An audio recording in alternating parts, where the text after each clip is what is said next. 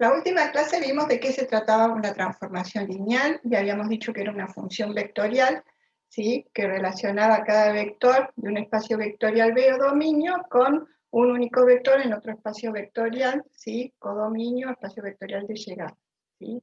Y que todos esos elementos que se producían a través de la transformación en el espacio vectorial W era el conjunto imagen. Además, dijimos que para que una transformación lineal o función vectorial fuera transformación lineal, se tenían que cumplir estas dos condiciones de linealidad, que decían que la imagen de la suma de dos vectores era igual a la suma de las imágenes de cada uno de los vectores, y que la imagen de la multiplicación de un escalar por un vector era igual al escalar por la imagen del vector.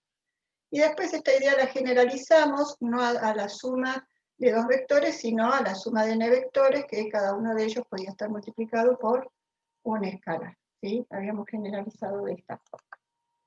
Vimos algunos ejemplos de transformaciones lineales, algunos con nombre propio, como la transformación matricial, donde las imágenes se obtienen a partir de multiplicar el vector de entrada por la matriz. Entonces decimos que es una transformación matricial. La transformación lineal 0, ¿sí? Que dado un vector del dominio, ¿sí? Tiene siempre como imagen, para todos los vectores del dominio, tienen como imagen el vector nulo. Y otra transformación que vimos era la transformación identidad, que aplica en un espacio vectorial en sí mismo, entonces se lo llama operador lineal. Y que esa transformación identidad que producía, entra un vector, sale el mismo vector. Podría ocurrir que entra un vector y sale el vector contraído o estirado, o sea, si está multiplicado por un escalar mayor que 1, ¿sí? Entonces ese vector se estira o se dilata, y si está multiplicado por un escalar entre 0 y 1, ¿sí? Ese vector se comprime. Todas estas ideas nos sirven para todo lo que vamos a ver hoy, por eso lo repaso rápidamente, ¿sí? Pues no sé si ustedes han tenido oportunidad de repasar. También vimos, bueno, las tres propiedades de las transformaciones lineales, y hablamos de dos características muy importantes de las transformaciones lineales, que son el núcleo kernel o espacio nulo, que el núcleo era el conjunto de vectores del espacio vectorial dominio, que tienen como imagen el vector nulo, a eso lo llamamos núcleo, y dijimos que era un subespacio del espacio vectorial B, y además, bueno, definimos lo que era la imagen del espacio vectorial y dijimos que era un subconjunto de vectores del espacio vectorial W, ¿sí? Donde todos estos vectores son imagen de algún vector del espacio vectorial B, ¿sí? Entonces, para los del núcleo tendrán como imagen los vectores que pertenecen al núcleo de la transformación tendrán como imagen el vector nulo, otros vectores tendrán otras imágenes. Y este conjunto dijimos que era un subespacio del espacio vectorial W, o sea, la imagen es un subespacio de W. Además dijimos que tanto el núcleo como la imagen tienen una dimensión. A esta se la llamaban nulidad de T, a la dimensión del núcleo, y la dimensión de la imagen dijimos que se llamaba rango de T. Y la suma, ¿sí? De esas dos dimensiones nos tiene que dar, ¿sí? La dimensión del espacio vectorial dominio o de partida. Además de eso, vimos que una transformación lineal quedaba completamente determinada por los valores de una base, y eso nos permitía determinar las imágenes de cualquier vector B, del espacio vectorial B, ¿sí? A partir de este conocimiento. Entonces teníamos una base, conocíamos las imágenes de los vectores de la base, y podíamos escribir las condiciones de linealidad para averiguar, ¿sí? Esas imágenes. Entonces escribíamos la combinación lineal, aplicábamos las condiciones de linealidad para esa transformación, y luego podíamos averiguar la imagen de cualquier vector B, como lo vimos en este ejemplo. Además de eso, vimos la matriz estándar. Habíamos hablado de la necesidad de que las transformaciones lineales, en su expresión, en su obtención de imágenes, es muy económico, muy importante poder tener, ¿sí? Transformaciones matriciales, por económico a nivel de cálculo. Entonces, cualquier transformación de Rn en Rm, ¿sí? Dijimos que la podíamos expresar como si fuera una multiplicación por una matriz. ejemplo que habíamos visto, esta es una transformación de R2 a R3, o sea, el caso que estamos viendo, ¿sí? Las imágenes se obtenían de esta forma. Ahora, en vez de obtenerlas de esta forma, si se trata de una transformación de Rn a Rm, la podemos obtener las imágenes multiplicando por una matriz.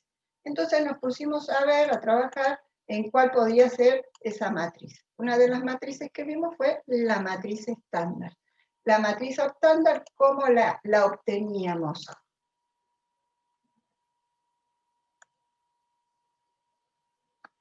La matriz estándar, ¿cómo era que la obteníamos? Íbamos a buscar las imágenes, ¿sí?, de los vectores de la base estándar, y esas imágenes de los vectores de la base estándar iban a conformar lo que llamamos la matriz estándar. Y a ver acá. ¿Sí? Y lo habíamos descrito de esta forma. Entonces, la columna de la matriz estándar eran las imágenes de los vectores de la base estándar, ¿sí? Esa que tiene unos y ceros. Y habíamos visto algunos ejemplos. Entonces, para retomar desde acá, ¿sí?, hay unas transformaciones en particular de R2 en R2, de R3 en R3, que tienen que ver con el movimiento, ¿sí?, en el plano o en el espacio. Entonces, a partir de esta idea de que podemos una transformación lineal expresarla por la multiplicación por una matriz, ¿sí?, ¿cuál? La matriz estándar, esa que tiene en sus columnas las imágenes de los vectores de la base estándar. Vamos a ver unos ejemplos de aplicaciones o de movimientos en el plano.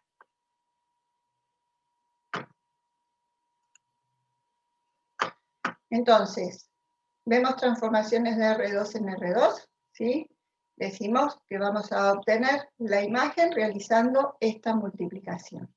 Nosotros vamos a partir de la idea de que podemos aplicar, ¿sí?, la transformación puede aplicar de vectores en vectores o de puntos en puntos, ¿sí? Los puntos estos corresponden aquí a los extremos de los vectores, ¿sí? De cualquier forma tenemos simbolizada esta misma expresión, que es la que estamos obteniendo acá a partir de esta multiplicación matricial. Entonces, vamos a trabajar con esta aplicación de puntos en puntos a puntos y vamos a ver distintos tipos de movimientos según algunos determinados parámetros, ¿sí? Entonces, unos movimientos pueden ser las reflexiones, las rotaciones, las expansiones o compresiones y los deslizamientos cortantes o cizallamientos, también se les dice cizallas. Las reflexiones siempre se definen respecto de cualquier recta en el plano, ¿sí? Entonces lo que se va a producir es una reflexión que aplica, ¿sí?, respecto de una recta simétricamente, ¿sí?, hacia un punto equidistante. Entonces, por ejemplo, si miramos una reflexión respecto al eje Y, tenemos nuestro eje Y, tenemos nuestro punto genérico XY, y para ponerle un número para hacerlo más comprensible, por ejemplo, las coordenadas 4, 4, ¿sí? La reflexión respecto del eje Y mantiene, ¿sí?, la altura en Y y que cambia la coordenada en X, ¿sí? Como es simétrica, para X obtengo que menos X, o sea, para 4, menos 4, y la altura en Y se mantiene. En cambio, si tengo una reflexión respecto del eje X, ¿qué va a ocurrir? Se mantiene que el valor de X, y lo que cambia con respecto a la reflexión es el valor de Y. Entonces acá estoy en XY y acá estoy en el punto X menos Y, o 4, 4 y coordenadas 4 menos 4. En cambio, si la reflexión la realizara respecto de la recta Y igual a X, entonces, si tengo coordenadas X, Y, o sea, por ejemplo, 8, 2, cuando realizo la reflexión respecto de la recta, respecto de la identidad, ¿qué ocurre? Cambian, ¿sí?, las coordenadas del lugar. Si acá tengo coordenadas 8, 2, acá voy a tener coordenada 2, 8, y veo que tengo esa reflexión y la total simetría respecto de la recta de la cual se produce esa reflexión. Bien, entonces para cada uno de estos casos puedo hacer un planteo de cómo va a ser la imagen. Entonces, tengo el punto y acá XY, y para obtener esa reflexión que voy a tener menos xy. Así voy a calcular mi imagen. En este otro caso, ¿qué tengo? Xy, y para obtener la reflexión respecto del eje X, la imagen la voy a obtener como X menos Y. Y en este último caso, la imagen la voy a obtener para el par ordenado XY como IX, que es lo que tengo puesto en cada caso. Ahora, puedo calcular imágenes de esta forma tranquilamente, pero la idea ¿cuál es? La imagen calcularla a través de la multiplicación del vector de entrada por una matriz. ¿Cómo calculo esa matriz? Dijimos que es la matriz estándar, que tiene como columnas la matriz estándar, las imágenes de los vectores de la base estándar. Entonces, la imagen de 1, 0, empezamos con 1, 0, luego 0, 1. La imagen de 1, 0, ¿cuál va a ser? Que dice el opuesto de 1, ¿sí? Y acá lo que tenga como y. Entonces, menos 1, 0. Y la imagen de 0, 1, ¿cuál va a ser? El opuesto de 0, que es 0, y acá y nos va a quedar como el mismo y. ¿Sí? Acá dice y, entonces nos queda 1. Tengo las dos imágenes de los vectores de la base estándar, primera columna, segunda columna. Tengo mi matriz estándar. Esto me va a permitir hacer ¿qué? Esta transformación, ¿sí? Hacer la multiplicación de esta matriz por el vector de entrada y obtener ese tipo de imagen. En este caso, lo mismo. Tengo, ¿sí? ¿Cómo sería? Obtendría las imágenes para este tipo de reflexión. Busco la imagen del vector 1, 0, y entonces me va a quedar para 1, 1, para 0, menos 0, nos sigue quedando 1, 0. Y para 0, 1, sí, acá 0, acá 1, me va a quedar acá 0, y para 1, sí, me va a quedar menos 1. Tengo las dos imágenes de los vectores de la base estándar, primera columna, segunda columna. Tengo mi matriz estándar. De la misma forma, procedo en este caso. Entonces, para el vector de la base estándar 1, 0, ¿qué tengo que hacer? Intercambiar. Me queda 0, 1. Y para el 0, 1, ¿qué tengo que hacer? Intercambiar. Me queda 1, 0. Primera columna, segunda columna, tengo mi matriz estándar. Bueno, entonces, como ya le dije, en cualquiera de los tres casos podríamos expresar la transformación lineal realizando la multiplicación por cada una de las matrices según el caso de la reflexión que se quiera realizar. Entonces, vamos a ver las rotaciones, ¿sí? La rotación se realiza en torno a cualquier punto en el plano. Y vamos a tener un giro en grados o en radianes, según cómo lo estemos trabajando, en qué sistema trabajemos, y siempre recordemos que el sentido del giro positivo es antihorario. Entonces, la transformación, ¿sí? Va a ser de R2 en R2, y la matriz estándar, esto se demuestra, yo solamente acá se las pongo para usarla, ¿sí? Va a estar conformada en la diagonal principal por el coseno del ángulo, y en la diagonal secundaria por el seno del ángulo, y acá menos seno del ángulo. Acá tenemos las matrices estándar de ángulos notables. Lo único que hacemos es reemplazar los grados, en este caso, acá todos por 0, coseno de 0 nos da 1, seno de 0 nos da 0, multiplicado por menos 1 nos da 0, el seno de 0, 0, y el coseno de 0, 1. Por eso tenemos esta matriz. De la misma forma procedemos con el resto de los ángulos y podemos obtener las matrices estándar de los ángulos notables. Por ejemplo, en este caso, si queremos realizar una rotación de θ grados, en este caso vamos a decir de 90 grados, y tenemos un punto acá, 1, 1. Está trazado el vector porque es más fácil mostrar el giro, ¿sí? Cómo es el cambio, cuál es el movimiento. Entonces, tenemos acá 1, 1, ¿y qué hacemos? Un giro de 90 grados y estamos acá en esta posición con coordenadas menos 1, 1.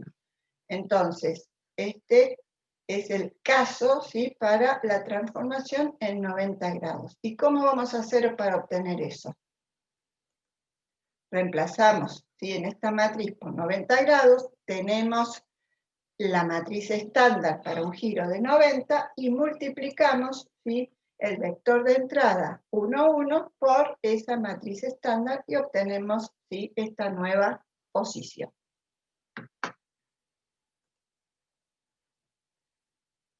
Otros movimientos en el plano son las compresiones y expansiones. Nosotros tenemos una situación inicial, en este caso vamos a ver las expansiones y compresiones en dirección del eje. Tengo esta situación inicial. Si multiplico, como voy a hacerlo respecto del eje X, ¿qué voy a afectar? La coordenada en X. Entonces, si multiplico la coordenada en X, ¿sí?, por un escalar mayor que 1, lo que voy a obtener es una expansión de esa figura. En este caso que tengo un conjunto de puntos que forman un cuadrado. Ahora no tengo un puntito solo, tengo un conjunto de puntos, ¿sí? Entonces, para este conjunto de puntos, si multiplico la coordenada en X por un valor constante o un escalar mayor que 1, voy a obtener una expansión. En cambio, si multiplico la coordenada en X por un escalar entre 0 y 1, voy a obtener una compresión. Acá está hecho del doble y acá está hecho de la mitad respecto de esta figura inicial. Este mismo tipo de movimiento lo puedo tener en relación al eje Y.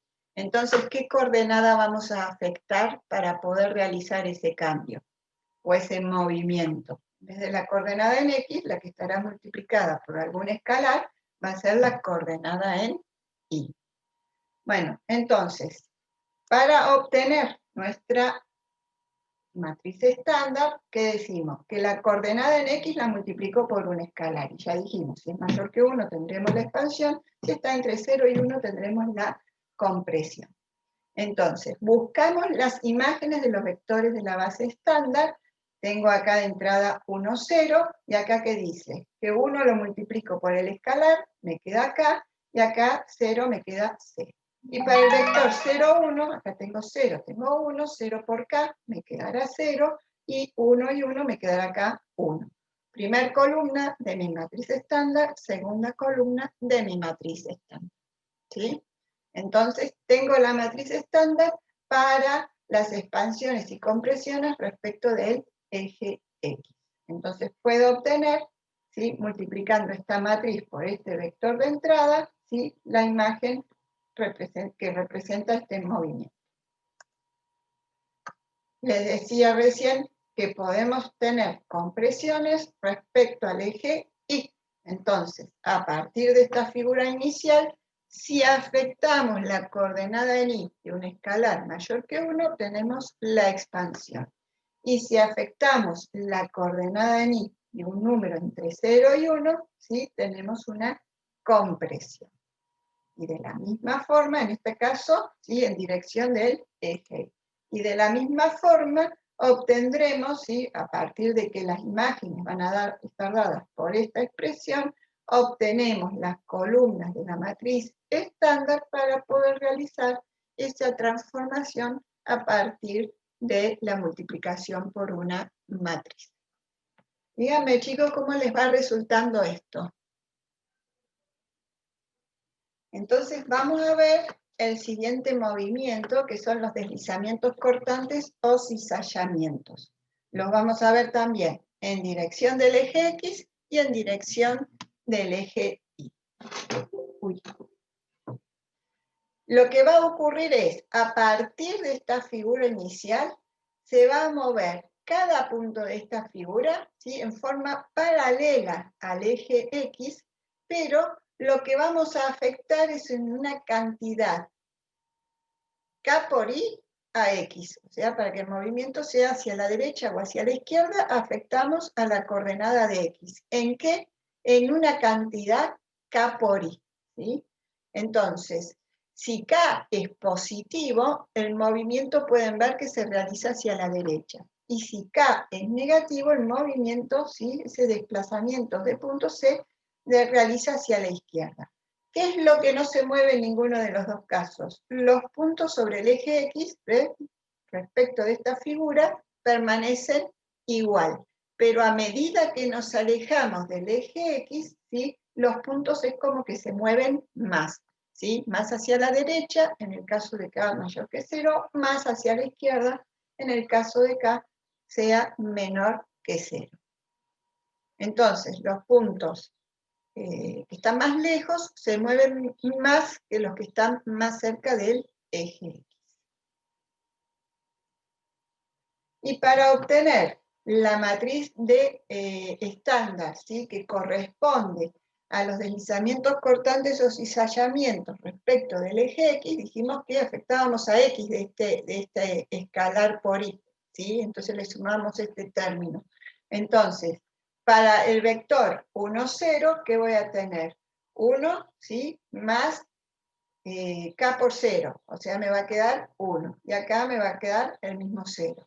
Y para el vector 0, 1, entonces me queda 0 más K por, K por 1, entonces me queda acá, y acá vamos a tener 1, 1, entonces nos queda 1. Primer columna de mi matriz estándar, segunda columna de mi matriz estándar, ya puedo o me permite expresar la multiplicación por una matriz para realizar esa transformación lineal. Y de la misma forma podemos pensar los deslizamientos cortantes o cizallamientos respecto del eje Y. Ahora, como es respecto del eje Y, ¿sí? La coordenada Y es la que se va a ver afectada, ¿sí? En el movimiento. Vuelve a pasar lo mismo que antes. Todos los puntitos sobre el eje Y permanecen en su lugar, ya sea acá mayor o menor que 0. Y cuanto más nos alejamos de Y, cuanto más lejos están esos puntos del eje Y, ¿sí? Se mueven más que los puntos que están más cerca. Si K es mayor que 0, ven un movimiento hacia arriba, y si K es menor que 0, el movimiento es hacia abajo. Si calculamos, ¿sí? Teniendo en cuenta esta premisa, las imágenes para los vectores de la base estándar, obtendremos las columnas de la matriz estándar que nos permitirá realizar la transformación matricial. Bueno, todos estos movimientos en el plano de los que venimos hablando, ¿sí? Se pueden querer realizar, ¿sí? De una manera conjunta, ¿sí? O más de un movimiento. Entonces lo que vamos a hacer es buscar una matriz que represente todos los movimientos. Y acá tenemos un ejemplo. Si nosotros queremos que la transformación nos realice un deslizamiento cortante con K igual a 2 respecto del eje X y una reflexión respecto de la recta igual a X, nosotros conocemos, recién vimos, cada una de esas matrices estándar que pueden representar el movimiento. Entonces acá tenemos la matriz del deslizamiento cortante respecto al eje X, y acá tenemos la matriz de la reflexión respecto de la recta igual a X. Si multiplicamos, ¿sí? O sea, yo tengo primero este movimiento y luego este. Entonces, ¿qué hago? Multiplico la matriz estándar del movimiento este por la del movimiento este. O sea, de atrás hacia adelante. Multiplico las matrices, obtengo esta matriz, que la estamos llamando A, que realiza los dos movimientos o las dos operaciones en forma conjunta. Y todo movimiento que se realiza en algún sentido puede de algún modo deshacerse. O sea, si me muevo para un lugar, puedo volver ¿a dónde? A la posición original. ¿Cómo es que vamos a poder hacer eso? Si, por ejemplo, multiplicamos una matriz por un vector de entrada XY, obtenemos esta imagen. Ahora, si multiplicamos la matriz inversa por la imagen que teníamos, ¿qué vamos a hacer? Vamos a volver a nuestro punto de partida, ¿sí? Siempre vamos a poder, a partir de realizar la multiplicación de la matriz inversa de A por la imagen obtenida, podemos volver a la posición original. Ejemplo, tenemos una transformación de R2 en R2 que comprime el plano en un medio en dirección del eje Y, ¿sí? Entonces, para regresar cada punto a su posición original, lo que va a haber que hacer que es dilatar, ¿sí?, en un factor de 2 en dirección del eje Y. ¿Sí? Si antes comprimí, ¿sí?, en un medio, ¿sí?, a la mitad en dirección del eje Y, ahora ¿qué voy a hacer? Voy a deshacer, ¿sí?, esa operación expandiendo también en dirección del eje Y. ¿Sí? Y acá tengo el factor.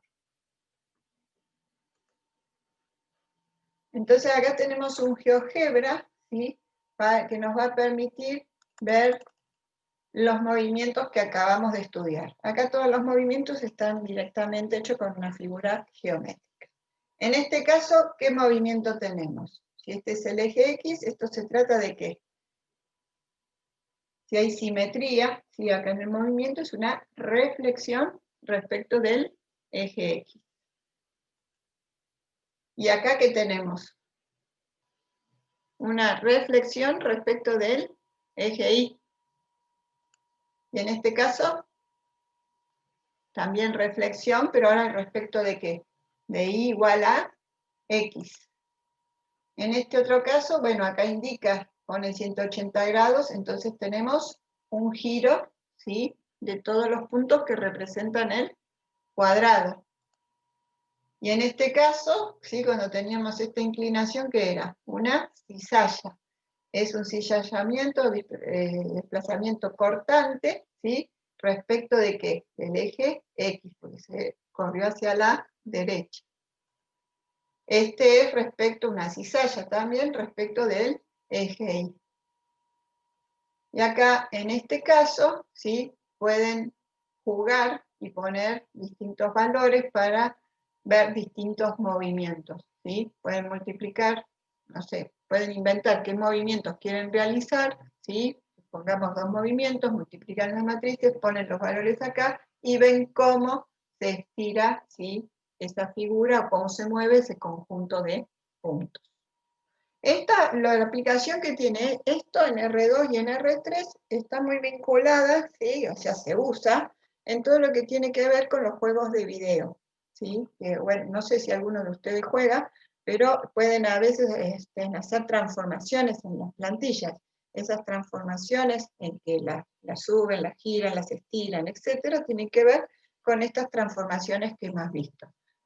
Ahora, bueno, la mayoría de los juegos son en 3D, pero también hay juegos en 2D, y al principio, sobre todo, en los que se utilizan las transformaciones de R2 en R2. Las explicamos de R2 en R2 porque son más fáciles de entender conceptualmente, ¿sí? Pero es algo que tiene una amplia aplicación. Con esto terminamos transformaciones lineales. Bueno, entonces, habíamos visto, además, sobre el tema transformaciones lineales, que además de encontrar una matriz estándar, podríamos encontrar lo que llamamos matriz de la transformación lineal, ¿sí? Que este tipo de matriz la íbamos a buscar cuando la transformación lineal no fuera de Rn en Rm, ¿sí? Lo que íbamos a hacer era buscar lo que llamábamos la matriz de las transformaciones lineales, ¿sí? A partir de esta idea de que cada vez que la transformación aplica, ¿sí?, de un espacio vectorial en otro, o sea, de X obtenemos la imagen de X, se generaban simultáneamente una aplicación de rayas, ¿sí?, que vincula las matrices de coordenadas respectivas, ¿sí?, en cada uno de los espacios vectoriales. Acá es la matriz de coordenadas del vector X respecto de la base B, y acá la matriz de coordenadas de la imagen del vector X respecto de la base B'. Y esa transformación sí vimos que podía expresarse como una transformación matricial. Entonces, la matriz, en este caso, es la matriz de las transformaciones lineales. Si esta matriz tiene las imágenes de los vectores de la base estándar, es la matriz estándar. Pero si tiene, ¿sí?, en las columnas las imágenes de los vectores de la base 1 respecto de la base B', es lo que llamamos matriz de las transformaciones lineales. Esta sería una idea más general que la de matriz estándar. Entonces, Si las imágenes que podemos obtener son respecto a la base estándar, se llama matriz estándar. Y si no, es la matriz de las transformaciones lineales, ¿sí? Que tiene esta idea más general respecto de la otra. Y además de eso, habíamos visto que podíamos tener semejanza o similaridad, ¿sí? Entre matrices, y eso iba a depender de la base seleccionada. En realidad, la semejanza o similaridad de matrices está dada para un operador lineal, ¿sí? Que tiene en las matrices representadas o estructuradas respecto de distintas bases. Entonces, representan a un mismo operador lineal esas matrices, pero respecto de bases diferentes. Entonces dijimos que una matriz A' era semejante a otra si existe una matriz inversible P, de modo que se cumpla esta igualdad. Entonces, si se cumple esto, dijimos que estas dos matrices, A' y A, son semejantes o similares. Como está dicho acá, representan al mismo operador lineal respecto de bases diferentes. Y luego, ¿sí? De operar P, dijimos que era la matriz de transición de la base B' a la base B. Eso nos dice cómo armar las combinaciones lineales para encontrar la matriz, ¿sí? Vimos un ejemplo, ¿sí? Encontramos la matriz A, la matriz P, calculamos inversa y terminamos encontrando una matriz semejante a la matriz A, que vimos que era ¿qué? Una matriz diagonal, ¿sí? Esta idea nos va a servir, ¿sí? Para lo que vamos a ver en un ratito nada más. Entonces, ahí termina el repaso de lo que vimos sobre transformaciones lineales. Entonces, vamos a empezar con autovalores y autovectores. Esto es nuestra última unidad, la unidad 10, tiene dos grandes temas, uno lo que tiene que ver con autovalores y autovectores propiamente dicho, y la otra con producto interno. Entonces, vamos a definir lo que son los autovalores y autovectores. Tenemos una transformación lineal que aplica un espacio vectorial en sí mismo. ¿Eso qué quiere decir? Que es un operador lineal. Y lo que queremos hallar con esta transformación lineal, ¿sí? Vectores que no sean nulos, de modo que el vector B del dominio, ¿sí? Y la imagen de B sean paralelos, o sea, no cambia su dirección. Entonces, a partir de la transformación, tengo un vector B dominio, tengo como imagen, ¿qué cosa? El mismo vector B multiplicado, ¿por qué? Por un escalar. ¿Por qué? Si multiplico el mismo vector B que tengo de entrada, que lo tengo como imagen, por un escalar, ¿qué es lo que voy a tener? El mismo vector paralelo que va a estar estirado o contraído según sea el escalar. Eventualmente podrá cambiar de dirección. Este escalar lambda, ¿sí? Y las componentes del vector B pueden ser reales o complejas. Entonces, la transformación esta la podemos representar como una transformación matricial, porque ya vimos que una transformación que aplica de un espacio vectorial en sí mismo y de con este planteo, ¿sí? O sea, de Rn en Rn, ¿sí? Podemos expresarlo a través de una transformación matricial.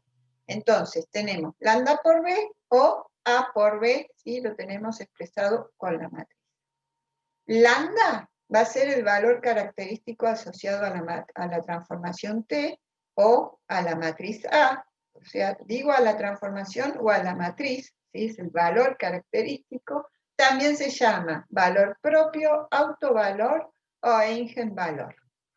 Y el vector B se llama o es el vector característico asociado a la transformación o a la matriz A, que corresponde al valor característico lambda, que vimos recién, corresponde a este y se llama también vector propio, autovector o eigenvector. Entonces, veamos qué pasa, ¿sí? Respecto a esta matriz A con estos dos vectores que tenemos acá.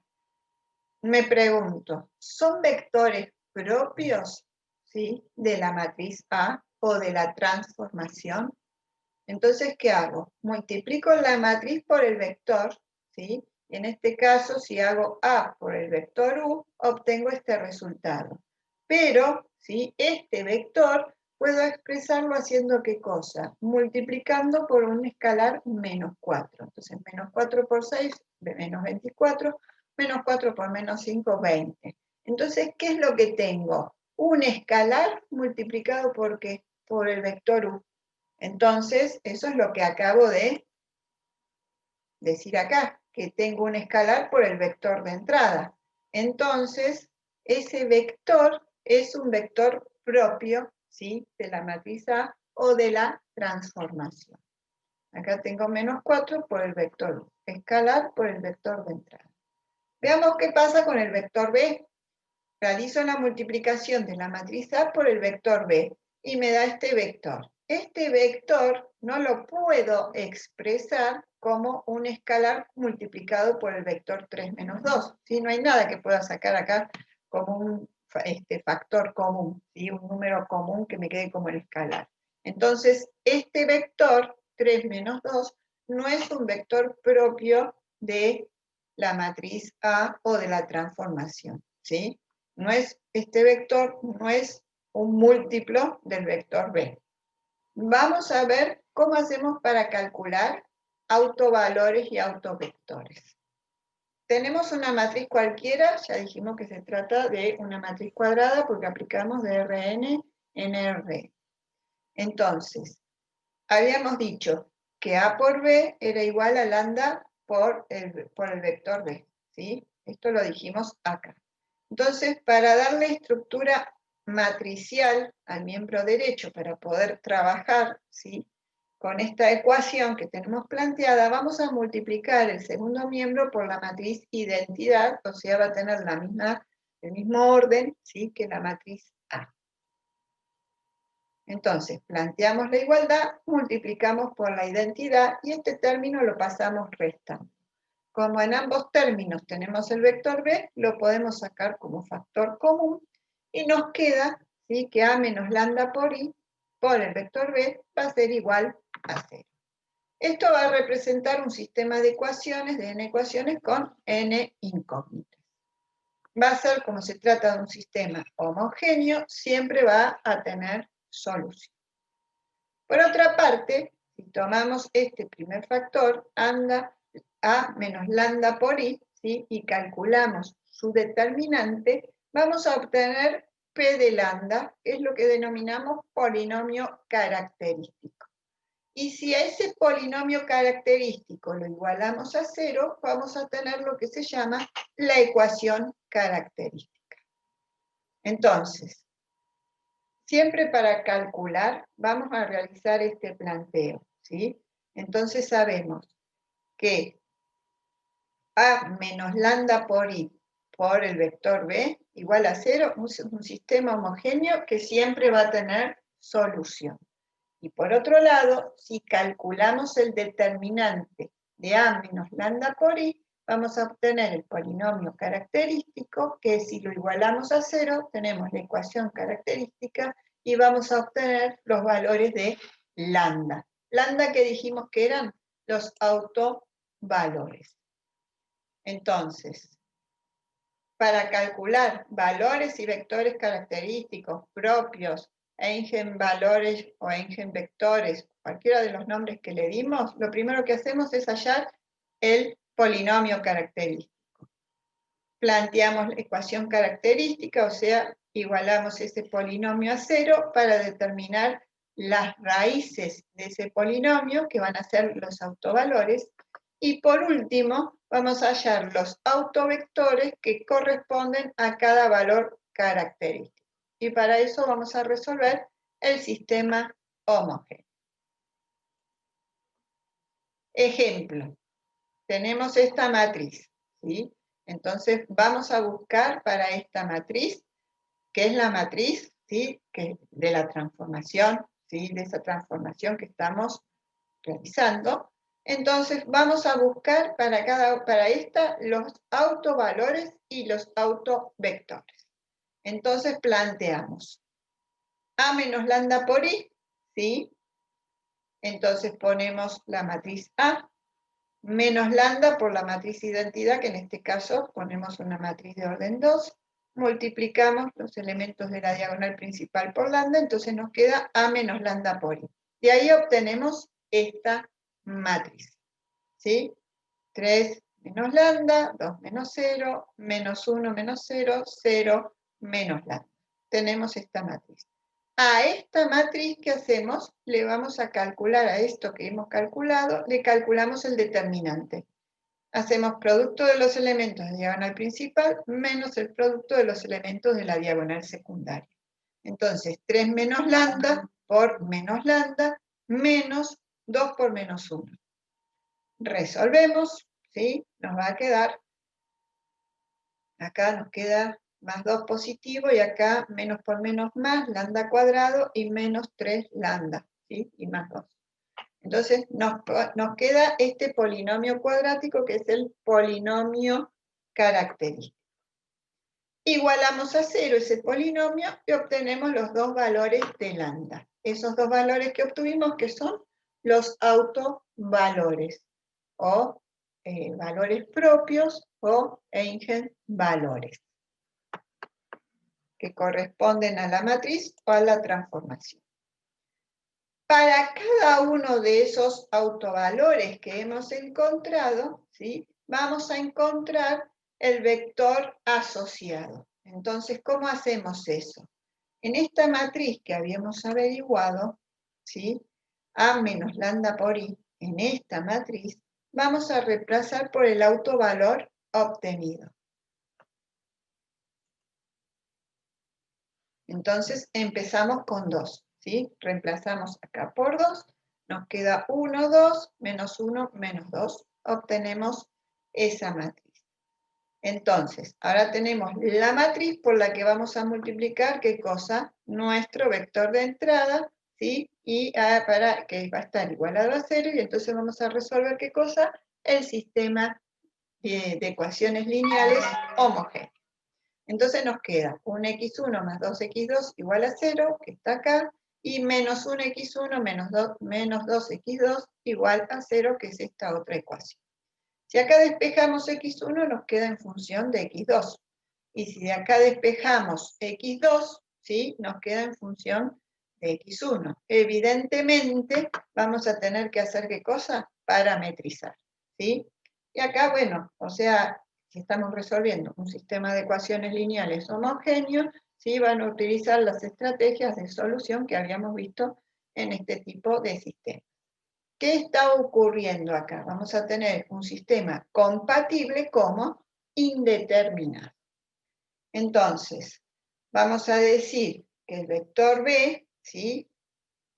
Que tiene elementos x1, x2, el primero lo dejo como x1, ¿sí? Y a x2 lo voy a expresar de esta forma. O sea, ustedes eligen qué parametrizar. Entonces, nos queda que x2 es igual a menos un medio x1. Entonces, parametrizamos x1, decimos que es igual a t, reemplazamos por t, nos queda de esta forma, t lo sacamos de factor común, y nos queda 1 menos un medio. Entonces, ¿qué es lo que obtuvimos acá? El vector propio, o el autovector, asociado al autovalor, lambda 1 igual a 2. ¿Sí? Entonces, le ponemos un nombre a ese vector propio, 1, ¿sí? Es el vector propio asociado al autovalor, ¿sí? 2. Y t, que asume los infinitos valores reales. Entonces acá obtuve el autovector asociado a este autovalor. ¿Qué nos falta? Como nosotros encontramos dos autovalores, vamos a tener que buscar, ¿sí? El autovector asociado al otro autovalor. El otro autovalor era 1, entonces procedemos de la misma forma. En A menos lambda por I, en esa matriz que nos había quedado, reemplazamos lambda por 1, ¿sí? Acá nos queda 2, 2, menos 1, acá lo tenemos. y resolvemos el sistema, ¿sí? Planteamos la multiplicación de esta matriz por el vector x1, x2 igual al vector nulo, y entonces tenemos el sistema de ecuaciones lineales homogéneas. Nuevamente, ya lo ven acá, que hay una dependencia lineal, ¿sí? Este es un sistema de ecuaciones lineales homogéneo que va a ser compatible indeterminado, ¿sí? Si despejamos x1 lo tenemos en función de x2, si despejamos x2 lo tenemos en función de x1, así que vamos a parametrizar y vamos a elegir en función de qué expresar, ¿sí? Entonces digo que x1 es igual a menos x2, x2 es igual a x2, parametrizamos x2, y si reemplazamos por t, y por t acá tenemos menos t y t. Sacamos factor común t y nos queda este vector. Este vector que es el autovector o vector propio o eigenvector asociado al autovalor lambda 2 igual a 1. Nuevamente t asumirá los infinitos valores reales. ¿Sí? Entonces, así que es lo que obtuvimos para la matriz A o para la transformación. Dos autovalores, y para cada uno de esos autovalores que obtuvimos, los autovectores correspondientes o asociados. Ahora, fíjense que, bueno, acá está resumido eso que les acabo de decir, y fíjense acá que cada uno de sí, este autovector y el otro que encontramos para lambda 1, está multiplicado por ¿qué? Por t, ese parámetro que asume infinitos valores reales. Entonces, este vector multiplicado por los infinitos valores reales, que genera un autoespacio o subespacio, ¿sí? Asociado. Y este otro, ¿sí? Con este autovector ocurre lo mismo, también está multiplicado por los infinitos valores reales que asume ese parámetro. Entonces también genera un subespacio o autoespacio, ¿sí? Entonces, ¿qué tenemos? Infinitos autovectores, ¿sí? Que forman el subespacio y están asociados ¿a qué? A un autovalor. Enseguida vamos a ver esto del video. ¿Qué propiedades tienen los autovalores y autovectores? Repasémoslo, ¿sí? Repasémoslo, porque después le agregamos algo. ¿Qué hacemos? Hallamos el polinomio característico. Entonces hacemos A menos lambda por I, y de a eso le calculamos el determinante. Luego igualamos ese polinomio a 0, que digamos que es la parte como más tranqui, igualamos a 0 y hallamos las raíces de ese polinomio. Esos son los autovalores. Y luego de eso, por cada autovalor, vamos a reemplazar en el planteo de este sistema de ecuaciones lineales, ¿sí? Entonces, ahí está el procedimiento. ¿Por qué piensan que esto les da, siempre nos va a dar, un sistema compatible indeterminado? ¿Por qué piensan que va a ocurrir eso? Fíjense lo que nosotros hemos planteado de entrada. ¿Qué planteamos?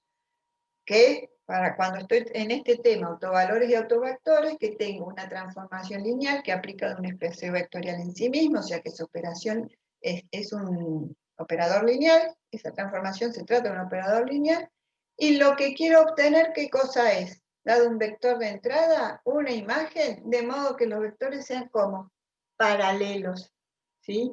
Entonces, a partir de ese planteo, esas matrices que yo siempre estoy planteando, ¿cómo van a ser? Van a tener entre sus filas o columnas, ¿qué cosa? Algún tipo de dependencia lineal, ¿sí? Siempre va a ser así, por el mismo planteo de lo que yo propongo averiguar. Entonces, el cálculo nos lleva a ¿qué? A plantear que vamos a encontrar, ¿sí? O vamos a anular ¿qué cosa?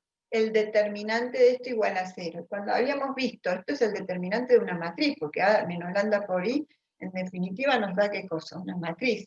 Entonces, cuando nosotros planteamos determinante igual a 0 y encontramos los autovalores que cumplen eso, siempre vamos a estar ¿en qué? En un sistema de ecuaciones compatible indeterminado, porque está cumpliendo el determinante para esa matriz, que va a ser la matriz de coeficientes, el determinante es igual a 0. ¿Y qué habíamos visto? Si hacemos un link a cuando vimos el tema de determinantes, habíamos dicho que si el determinante de una matriz era distinto de 0, la matriz era regular, sus vectores fila o columna eran linealmente independientes.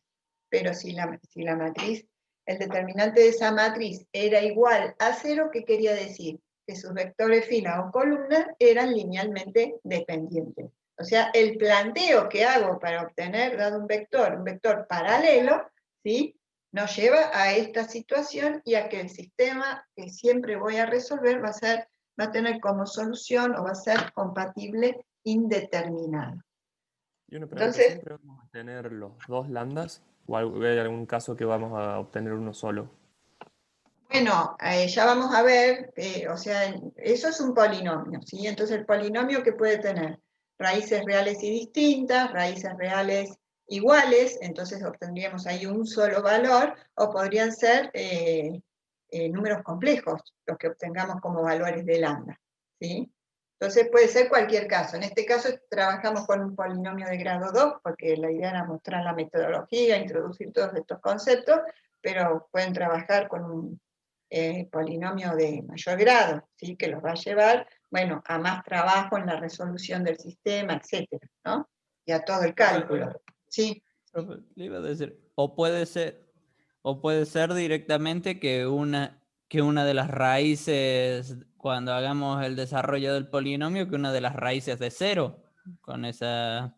Y sí, o sea, eso es el número real, puede dar tranquilamente. Es más, si tuvieran un polinomio de grado 3, podrían tener una raíz real distinta y dos raíces reales repetidas, o se podrían combinar la real, alguna de los dos casos que recién mencioné, con las complejas conjugadas, ¿sí? Cualquier caso les puede dar. 0 es un número real, es totalmente posible. Bueno, veamos propiedades. Ustedes ya van a hacer ejercicios y van a ir viendo todas las variantes. Vamos a decir que una matriz simétrica tiene todos sus valores propios reales. O sea, si sé que la matriz es simétrica, ¿sí?, tiene todos sus valores propios reales. Esto es importante para algo que vamos a ver después. Si los valores propios de una matriz son los recíprocos, los valores propios de una matriz van a ser los recíprocos de los valores propios de la matriz inversa, ¿sí?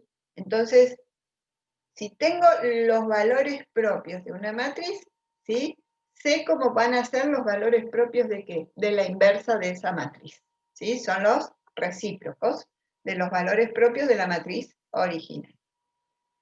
Si el valor propio es 0, ¿sí?, el vector correspondiente va a ser el vector nulo.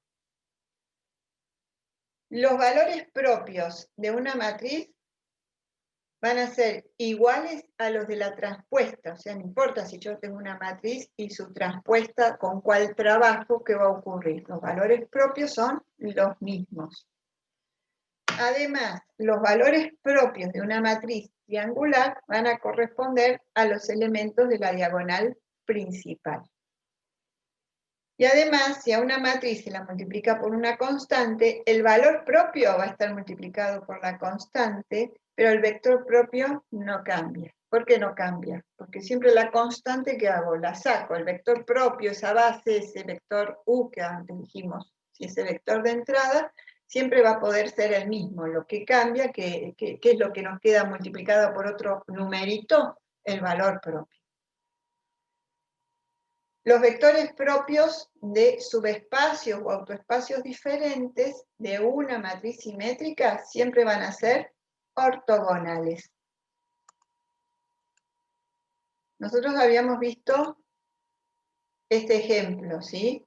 Y acá dijimos que se iba a generar un subespacio y acá otro subespacio. Ahora, si esto que hemos calculado, ¿sí?, partió de una matriz simétrica, ¿sí?, estos dos subespacios van a ser ortogonales o perpendiculares entre sí. En este caso no habíamos partido de una matriz simétrica, entonces no van a ser perpendiculares u ortogonales entre sí, ¿sí? Simplemente tendrán distinta dirección. Tengan en cuenta, ¿sí?, que lo que tenemos acá es un vector que está multiplicado por un escalar, o sea, está estirado, contraído, eventualmente cambiada la dirección, ¿sí? Y con este otro ocurre lo mismo, está multiplicado, ¿sí?, o sea, expandido o contraído, eventualmente cambiado la dirección según sea el valor de t, ¿sí? Entonces piensen en dos vectores que en estos básicos, que los estiramos, los contraemos, le cambiamos la dirección, pero siempre es tienen la misma dirección. Y entre ellos, ¿sí?, no tienen la misma dirección, ¿sí?, porque el autovector es distinto. ¿Se entiende esa idea? ¿Sí? Este autovector es distinto de esto, entonces entre estos dos formarán ángulos diferentes. Cuando la matriz sea simétrica, ¿qué ángulo de 90? Díganme si se entienden estas ideas. Sí, profe, se entiende. Bien. Y por último, la última propiedad que dice que la suma de los valores propios de una matriz es igual a la traza, ¿sí? Recuerden que la traza, que era la suma de los elementos de la diagonal principal, ¿sí? Entonces, la suma de los valores propios es igual a la traza de la matriz. Entonces, todas estas propiedades que vimos, 7 propiedades corresponden a los autovalores y una solita corresponde a los autovectores. La de los autovectores es esta, que los vectores propios de subespacios distintos, ¿sí?, si corresponden a una matriz simétrica, van a ser ortogonales. Y el resto de las propiedades se refería a los valores propios o autovalores. Entonces, una matriz simétrica tiene todos los valores propios o autovalores reales. Los valores propios de una matriz son los recíprocos de los valores propios de la matriz inversa. Si el valor propio es 0, el autovector correspondiente es el vector nulo. Y si los valores propios de una matriz, son iguales a los de su transpuesta, o sea, no importa con cuál de las dos trabajemos. Además, si tenemos una matriz triangular, los valores propios corresponden a los elementos de la diagonal principal, por eso es que la suma de los valores propios corresponde ¿a qué? A la traza de una matriz. Y además, si se multiplica una matriz con una constante, los valores propios resultan multiplicados por dicha constante, pero los vectores propios no cambian. Bueno, entonces, a partir de lo que vimos, vamos a presentar la idea de la diagonalización. ¿Por qué sería importante, interesante, diagonalizar una matriz? O sea, a partir de una matriz A, obtener ¿qué? Una matriz semejante o similar que sea una matriz diagonal. ¿Por qué es importante? Porque hay operaciones como la potenciación que se realizan muy fácilmente, ¿sí? Si nosotros queremos realizar la potencia de una matriz, ¿qué tenemos que hacer? Multiplicarla n veces por sí misma, ¿sí? Si quiero elevar una matriz al cubo, tengo que multiplicar esa matriz por sí misma 3 veces. Pero si esa matriz es una matriz diagonal, lo único que tengo que hacer es calcular la enésima potencia de cada uno de los valores de esa matriz diagonal. Por eso es importante este tema de poder encontrar una matriz diagonal. Y si miran esta expresión, ustedes ya la conocen. Lo único que en vez de D le habíamos puesto una letra distinta, que era A', cuando dijimos que una matriz A era semejante a una matriz A' si existía una matriz P invertible donde se cumpliera esta igualdad. Pero acá solamente decía A'. Y cuando vimos el ejemplo, que hace un ratito recordé, que vimos que el resultado de realizar esta operación nos había dado una matriz diagonal. Entonces, tenemos el mismo planteo que cuando vimos en semejanza o similaridad, pero ahora en función de plantear cuando una matriz es diagonalizable. Y una matriz, ¿sí?, va a ser diagonalizable si existe una matriz P, de modo que se cumpla esta igualdad. Entonces decimos que P diagonaliza a la matriz A, y P es la matriz de transición de la base B' a la base B. Cuando recién repasamos el tema de semejanza, vimos que una matriz semejante a la otra representan al mismo operador lineal respecto de bases diferentes. Entonces, A es la matriz estándar, es una matriz que tiene como columnas las imágenes de los vectores de la base estándar. Y P dijimos que es la matriz de transición de una base B' a una base B. Y el resultado es una matriz diagonal respecto de la base B'.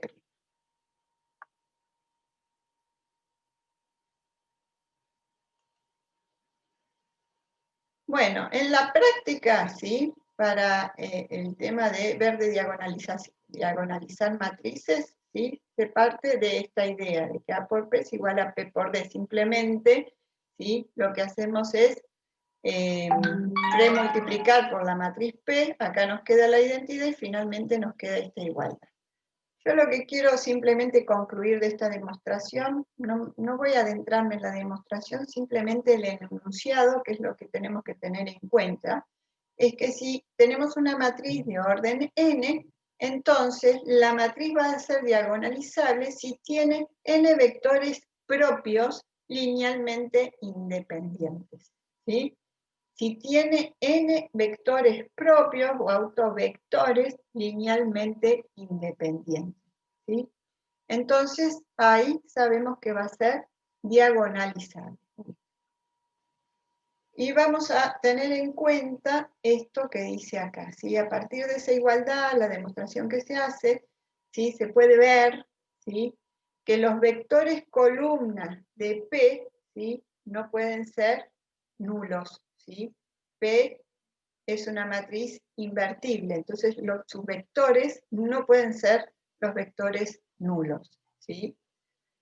Y P, ¿sí?, la matriz P, tiene por columna los autovectores de la matriz A correspondientes a cada lambda. Bueno, y lambda dijimos que eran los autovalores. Entonces, la matriz P tiene que los autovectores de la matriz A. Entonces, cuando uno quiere diagonalizar, y vemos que se tiene que cumplir, ¿sí?, esta igualdad, necesitamos que A, que es la matriz estándar, que calculamos las imágenes de los vectores de la base estándar, ¿sí?, o puede ser la matriz de la transformación lineal eventualmente. Entonces, tengo mi matriz estándar.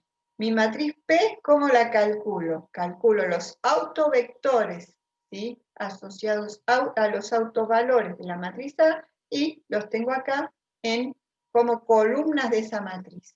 Y la matriz diagonal, ¿qué es lo que va a tener como diagonal? Los autovalores de esta matriz.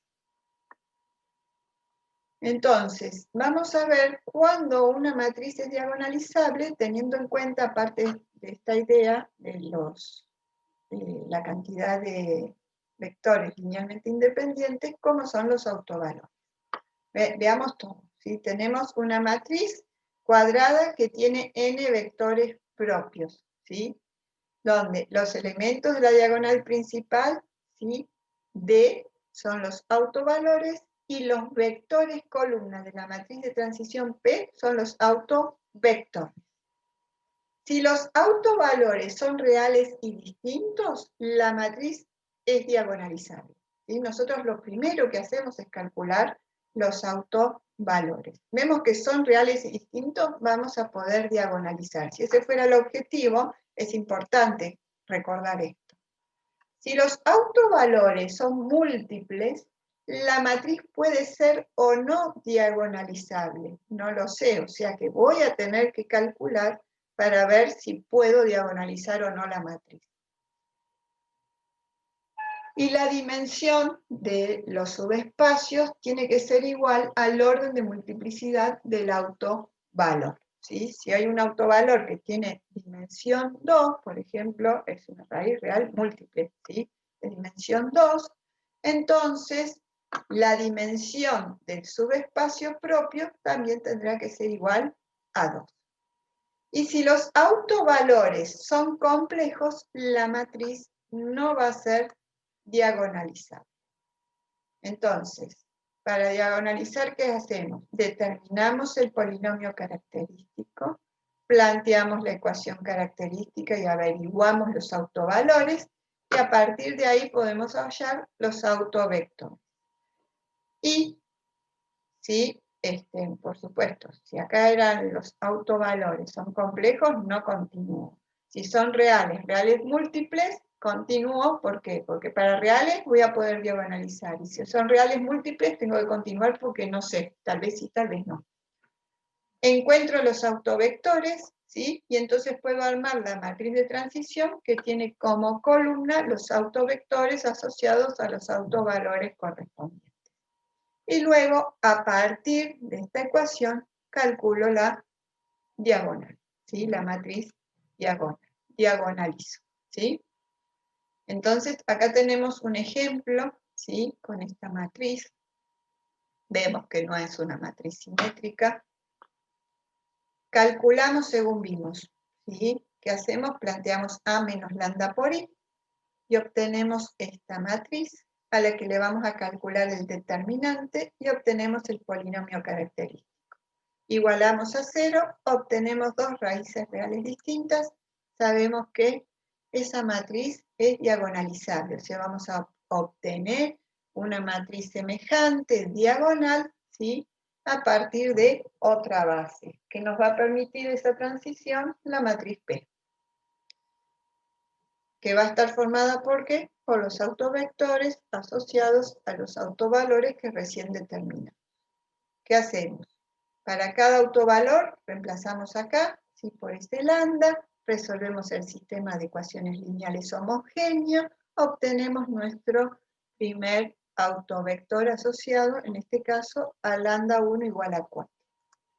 Lo mismo hacemos con el otro autovalor, obtenemos el autovector asociado a lambda 2 igual a 1. Y luego de eso, vamos a buscar la matriz de transición o armar, ¿sí? Ponemos un autovector y el otro autovector. A partir de ahí, ¿qué podemos calcular? La inversa de P y luego realizamos la multiplicación para obtener la matriz diagonal, ¿sí? 4 y 1 en esta matriz diagonal, que son los autovalores de la matriz A, ¿sí? Y recordemos que las columnas de P, que son los autovectores correspondientes, ¿sí? Acá tenemos el autovalor 4 y el autovector asociado, o sea, todos tienen la misma columna. El autovalor lambda 1 está en la columna 1, el autovector asociado a lambda 1 o a 4 está en la columna 1, ¿sí? Siempre se ponen en ese orden. No se puede cambiar el orden si no tenemos problemas. Entonces le agregamos a dos pasitos a este tema de encontrar los autovalores y autovectores y encontramos ¿qué cosa? Una matriz diagonal, ¿sí? Y es importante una matriz diagonal porque es muy eficiente para el cálculo, sobre todo cuando necesitamos calcular potencias. Entonces les voy a contar algunas aplicaciones, ¿sí? Que tienen que ver con los autovalores y autovectores. Y es de lo que tiene que ver con el álgebra, tiene mucha aplicación este tema. Este es un ejemplo, ¿sí? Donde con los autovalores y autovectores se puede ver cómo vibra y a qué frecuencia un objeto sólido. En este caso es una viga metálica que está sostenida de una pared, ¿sí? Esto está súper exagerado, ¿sí? La idea es la vibración y la frecuencia habitualmente no es observable, salvo que haya un terremoto, que es algo serio, ¿sí? Entonces, para este tipo de planteo, todo lo que tiene que ver con vibraciones, que son sumamente importantes en cualquier tipo de estructura, ya sea de objetos, de construcciones, etcétera, ¿sí? Se puede determinar o calcular con autovalores y autovectores. Otro tema donde se utilizan los autovalores y autovectores tienen que ver con el reconocimiento facial, ¿sí? Los primeros algoritmos usaron, ¿sí?, una forma simple, entre comillas, ¿sí?, para calcular, para realizar reconocimiento facial con autovalores y autovectores a partir de fotografías. Entonces acá hay muchas caras, ¿sí? Estas sombras representan muchas caras que han sido digitalizadas que tienen ciertas características. Hay toda una cuestión detrás de este tema del reconocimiento facial a partir de autovalores y autovectores, que vincula todo este tema del álgebra que estamos viendo con estadística, y a partir de esto, ¿sí?, de una fotografía se hace la comparación y se puede hacer una identificación de rostros.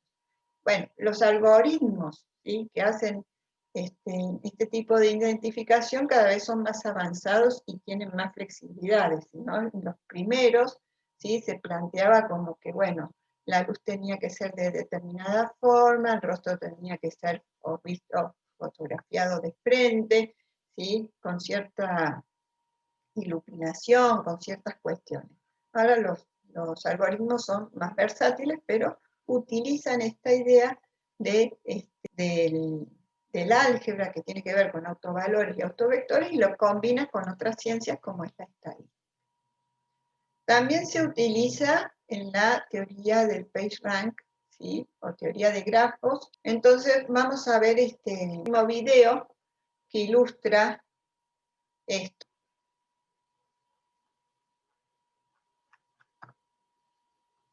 Y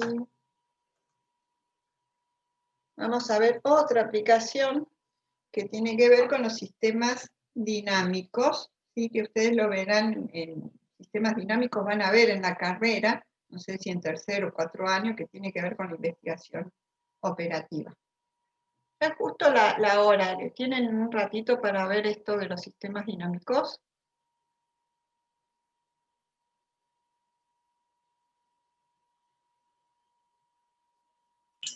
Lo veamos, profe. Sí, se los explico rápidamente. A ver.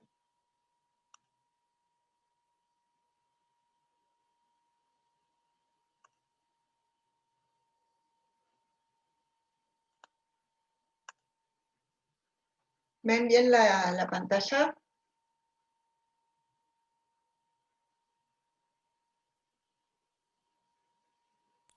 Sí, profe. Bien. Bueno, entonces vamos a leer el problema y después les comento rápidamente cuál sería la idea para que vean cómo se usa todo lo que hemos visto. Tenemos una empresa de publicidad que está encargada de la propaganda de un supermercado A y determina que el total de clientes que compran en el supermercado A en un fin de semana, el 80% vuelve a comprar en A el siguiente fin de semana, mientras que el 20% restante se va a comprar al supermercado B.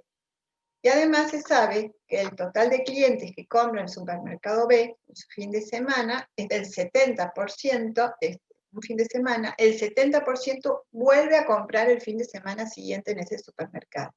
Y el 30% se va al supermercado A. Entonces, dado este planteo, ¿qué sería interesante? A partir de que van pasando las semanas, ver hacia dónde tienden, ¿sí?, los clientes, dónde van a ir a comprar, al supermercado A o al supermercado B, o cuántos, ¿sí?, o qué porcentaje comprarán en el supermercado A y en el supermercado B. Recordemos que el 80% que compra en A vuelve a comprar el fin de semana siguiente en A, y el otro 20% se va a comprar a B. En cambio en B, el fin de semana siguiente vuelve el 70% y el 30% se va a comprar al supermercado A. Entonces, tenemos un listado inicial que lo podemos nombrar de esta forma, y además, para este estado inicial, un porcentaje de ese estado inicial. Y el estado inicial lo indicamos como 0 y el estado a la siguiente semana, ¿sí?, lo indicamos con 1. Y este será el porcentaje del estado a la primera semana. Y además acá tenemos la matriz de transición que está conformada por estos valores que vimos recién. El 80%, si acá tenemos AB, AB, ¿sí? El 80% vuelve a comprar A, el 20% que compró en A, ¿sí?, un fin de semana, a la semana siguiente se va a comprar, el 20% se va a B. Y el 70% de B vuelve a comprar a B la semana siguiente y el 30% se va a comprar a A. Entonces esta será nuestra matriz de transición. Entonces, si multiplicamos, ¿sí?, esta matriz por el estado inicial, vamos a obtener el estado de ese sistema a la semana siguiente, ¿sí?, el primer fin de semana. Entonces, además, si multiplicamos otra vez esa matriz por el estado a la primera semana, ¿qué vamos a obtener? El estado en la segunda semana. Si miramos, ¿sí?, el estado en la primera semana lo obtuvimos multiplicando la matriz por el estado inicial. O sea, esto corresponde a esto. Pero si además a esa matriz de transición la multiplicamos por el estado al primer fin de semana, obtenemos el estado al segundo fin de semana. Entonces, ustedes pueden ver que vamos a ir multiplicando siempre esta misma matriz, ¿sí?, por el estado inicial, que nos va a ir dando el estado las semanas subsiguientes. O sea, acá en este caso estoy haciendo la matriz de transición al cuadrado. Si quiero determinar a lo largo del tiempo, o sea, cuanto n sea más grande, ver dónde se estabiliza ese sistema, ¿qué voy a calcular? Esa matriz elevada a la n, multiplicado por el estado inicial, nos dará, bueno, en este caso el libro estaba mal, ¿sí?, nos dará el estado en la semana n. Entonces, he aquí esto de la importancia que decíamos de tener una matriz diagonal, ¿sí?, que nos permita calcular una potencia de forma fácil. ¿Sí? Acá en este ejemplo se conjuga todo lo que vimos, todo lo que hablamos. Bueno, entonces acá hay una representación, ¿sí?, de cómo se puede, de las distintas potencias para la matriz A, ¿sí?, para determinar, ¿sí?, cómo va a ser el estado, en este caso, en la semana 8. Finalmente, ¿sí?, multiplicando esa matriz por el estado inicial, nos queda que el 60% de los clientes, ¿sí?, a lo largo del tiempo se va a estabilizar la cantidad de clientes en el 60% para el supermercado A y el 40% para el supermercado B. Bueno, acá tiene todo un planteo teórico, ¿sí?, de esto que estamos hablando, pero bueno, representa la evolución del sistema dinámico, ¿sí?, para un tiempo K, que va a estar representado por un vector columna X, ¿sí? Además tenemos la matriz y podemos ver el cambio de estado según lo vimos, ¿sí? Para el tiempo K, entonces tenemos el estado K más 1, y así sucesivamente. La idea, ¿cuál es? Predecir cómo va a evolucionar el sistema cuando P tiende a infinito, que es la idea que vimos recién cuando dijimos, bueno, vamos a calcular una matriz, ¿sí?, elevada a la potencia n. En este caso lo plantea con la letra P. Entonces, a partir de esta idea de calcular potencia enésima, se plantea que la diagonalización, ¿sí?, entonces, esto A es igual a P por D por P a la menos 1, es la estructura que obteníamos a partir de decir que D era igual a... Acá dijimos, ¿sí?, que si teníamos P a la menos 1 por A por P, obteníamos la matriz diagonal, ¿sí? Y acá, si premultiplicamos, y ahora lo que hacemos de acá es despejar la matriz A, ¿sí? ¿Qué hacemos? Vamos a posmultiplicar acá por P a la menos 1, entonces nos queda despejada, entonces nos queda P por D por P a la menos 1, que es la expresión que tenemos acá, que es la expresión equivalente. A ver, ¿cuál era? Acá, ¿sí? Entonces, si a esa expresión la elevamos a la n, ¿qué es lo que tenemos que elevar a la n? A la n, ¿sí? Lo que tenemos que elevar a la n es la matriz diagonal, ¿sí? Entonces ahí nos permite esa operatoria sencilla de la que habíamos hablado antes, porque era fácil, ¿sí? Calcular la potencia enésima de una matriz diagonal, ¿sí? Entonces, bueno, acá tenemos el planteo de del cálculo de los autovalores, ¿sí?